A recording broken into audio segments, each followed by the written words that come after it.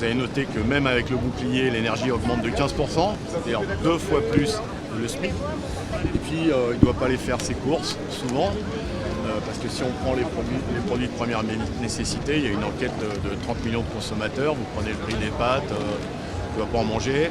Ils n'ont pas mis le foie gras, hein, mais en tout cas les pâtes, la farine, la viande, les fruits, c'est plutôt une augmentation à 2 chiffres qu'un seul chiffre. Donc il est complètement hors sol et il a fait de l'autosatisfaction comme il avait dit qu'il arrêterait de faire. Parce que quand on n'a pas d'argent, on ne consomme pas, et quand on ne consomme pas, eh bien, l'économie elle va mal. Quand les gens ont de l'argent, ils ne vont pas le cacher dans les îles Caïmans, ils vont faire des courses, ils vont acheter.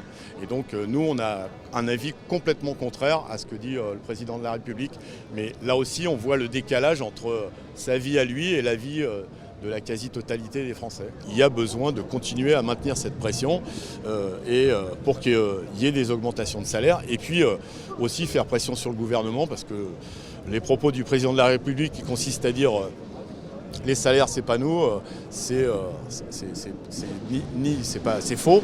Et puis, c'est pas à vous permettre d'avoir un cadre légal, le SMIC par exemple, qui fasse que dans les plus petites entreprises, là où c'est plus difficile parce qu'il n'y a pas d'organisation syndicale, eh bien, il y a une augmentation de salaire.